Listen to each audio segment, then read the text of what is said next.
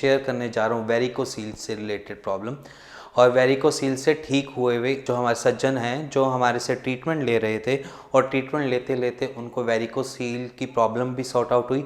और जो वेरिकोसील में सबसे बड़ी दिक्कत आती है ओलिगोस्पर्मिया की, जिनका स्पर्म काउंट 60 मिलियन से कम होता है, वो भी प्रॉब्लम सॉर्ट आउट हो गई है। वो वेरिकोसील का ट्रीटमेंट सिर्फ और सिर्फ 1 महीने से ले रहे थे हमसे, और उनकी जो रिपोर्ट आई है वो बिल्कुल ड्रास्टिक चेंज की तरह हम देख सकते हैं, क्योंकि उनकी रिपोर्ट्स में काफ़ी फ़र्क आया है।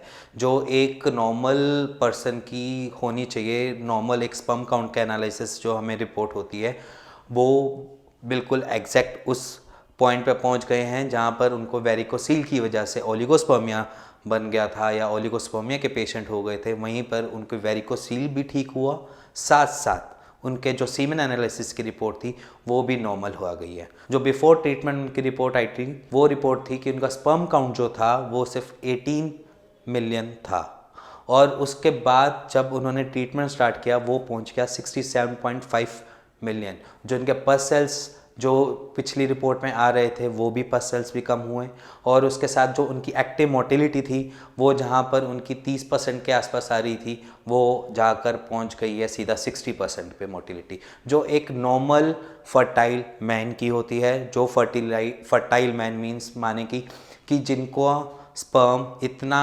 शक्तिशाली होता है, या जिसे कहते थे इतनी क्वालिटी स्पर्म में होती है कि वो अपने पार्टनर को कंसीव करवा सकते हैं और एज इन चाइल्ड भगवान से ले सकते हैं। आज बस उसकी बात करूँगा। वेरिकोसील में आपको बहुत से डॉक्टर्स बता देते हैं कि आप सर्जरी करवा लीजिए, सर्जरी के करवाने के बाद आप ठीक हो जाओगे, या ग्रेड 4 पे पहुंच गए हो या 3rd पे पहुंच गए हो, तो वहाँ पर आपको डॉक्टर्स रिकमेंड कर देते हैं कि सर्जरी। और सर्जरी उसका इलाज नहीं है, क्योंकि सर्जरी के बाद वो हमेशा फिर से डेवलप हो जाएगी। उस प्रॉब्लम को सॉर्ट आउट करना है तो उस प्रॉब्लम के पीछे जाने कि पीछे हुआ क्या ऐसा, उसके पीछे की दिक्कत क्या थी जिसकी वजह से आप वेरिकोसील में आ गए हो, या वेरिकोसील की दिक्कत आपको पड़ गई है। तो हम सबसे पहले जानते हैं कि वेरिकोसील हुआ क्यों।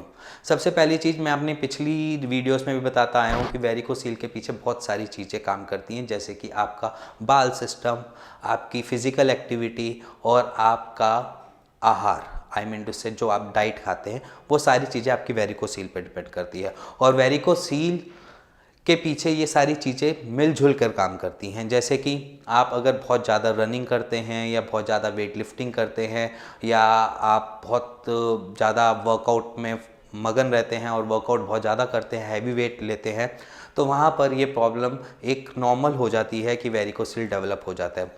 वो उसके पीछे कारण क्या होता है कि हम जब भी अपने कोई सा भी वेट उठाएं, जब आप अपनी नॉर्मल एक्सरसाइज में भी आप देख लेना, कभी कोई वेट उठाते हो तो आपका ऑटोमेटिकली, इसमें कोई आपका पीछे से कोई ऐसा नहीं होता कि आप कर लोगे, बट ऑटोमेटिकली आपके स्टमक पे एक टाइटनेस आती है, या जिसे कहते हैं कि हम उसको वहाँ को एकदम से टाइट कर लेते हैं कि उठाना है वेट। जब हम वेट को उठाते हैं तो उसको एक पोजीशन पे हम उसको टाइट कर लेते हैं, और टाइट करने की वजह से वहाँ पर पड़ता है प्रेशर, और जब वो प्रेशर पड़ता है वो प्रेशर आपके सीधा चला जाता है स्कॉटम, या जिसे कहते हैं अंडकोश की थैली पे की तरफ जाने लगता है। और जब वो प्रेशर वहाँ पर डेवलप होता है तो वहाँ की मसल्स का जो ब्लड फ्लो है वो ख़राब हो जाता है, और जब ब्लड फ्लो ख़राब होता है, जिस ब्लड फ्लो को नीचे की तरफ जाना चाहिए था वो उल्टी ऑपोजिट डायरेक्शन में जाना चालू कर देता है, जिसकी वजह से वहाँ पर ब्लॉकेज टाइप, समझ लीजिए कि थोड़ी सी ब्लॉकेज, ना ज़्यादा ब्लॉकेज बट थोड़ी सी ब्लॉकेज आनी चालू हो जाती है, और ब्लॉकेज आने की वजह से आपको ये दिक्कत फेस करनी पड़ती है कि वहाँ की नसें फूल गई हैं और आपका स्पर्म काउंट कम हो गया है, या कहीं कहीं देखा जाता है तो वो नील स्पर्म काउंट हो गया है कॉज ऑफ ब्लॉकेज की वजह से।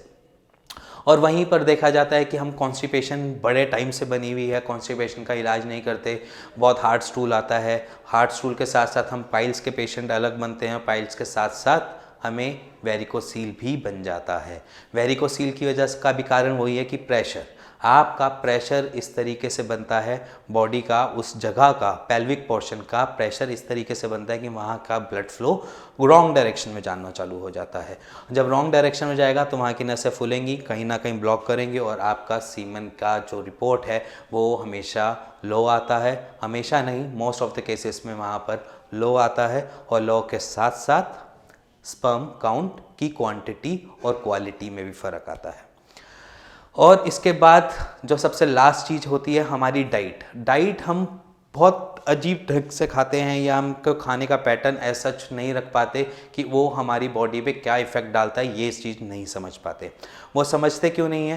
क्योंकि हम बहुत ज़्यादा बिजी हो चुके हैं, हमारे पास बहुत सारा काम होता है और काम छोड़ा नहीं जाता। कर्म सबसे ऊपर माना जाता है, तो कर्म सबसे ऊपर है तो हम वर्क करते हैं, काम के दौरान हमें ये चीज़ नहीं ध्यान रहता हम खाएं क्या, कैसे खाएं। जब भूख लगी कुछ ना कुछ उठाया और खा लिया, जब भूख लगी कुछ फास्ट फूड खा लिया, कोई जंक फूड खा लिया, हम उस चीज़ पे ध्यान नहीं देते और वही आहार हम पे इफ़ेक्ट डालता है।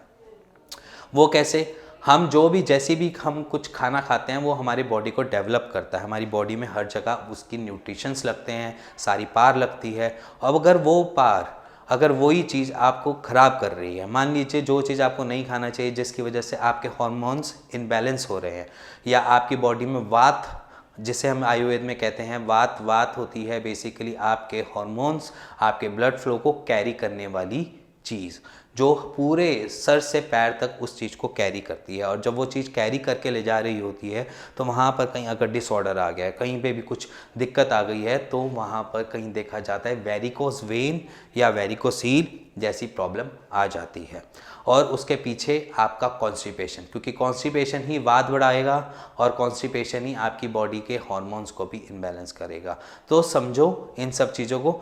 हम पीछे की तरफ हिस्ट्री जो है मोस्ट ऑफ द पेशेंट्स की, वेरिकोसील में जितने भी पेशेंट्स की हिस्ट्री होती है उनको मोस्ट ऑफ द केसेस में देखा जाता है कि उनको बाल सिस्टम की दिक्कत होती है या कॉन्स्टिपेशन की प्रॉब्लम होती है या फिर उनको कुछ ना कुछ फिज़िकल एक्टिविटी की वजह से या ज़्यादा रनिंग की वजह से, इन सब चीज़ों से उनको ये दिक्कत आई होती है।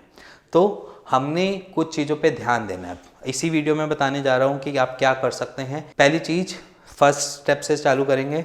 सबसे पहले हमने हमेशा सपोर्टर को यूज़ करना है।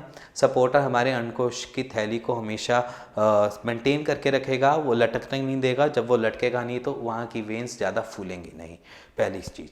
सेकंड कि आपने जब रात को हम सोने जाते हैं या हम रात को सोते हैं तो हमारे हमेशा चेस्ट हमेशा स्काई की तरफ होनी चाहिए, ऑपोजिट डायरेक्शन में या उल्टी तरफ नहीं होनी चाहिए। उसका भी इफ़ेक्ट पड़ता है। जहाँ पर थोड़ा पेन हो रहा होता है तो पेन में थोड़ा रिलीफ मिलेगा और जहाँ पर आपकी टांगों तक जो दर्द पहुँच रहा है उसमें भी आराम मिलेगा। और वेरिकोसील के हमारे ट्रीटमेंट में फ्रॉम वेरी फर्स्ट डे से आपको रिज़ल्ट इसलिए भी दिख जाता है क्योंकि सबसे पहला काम हमारा होता है कि आपकी वहाँ के दर्द को कम करना।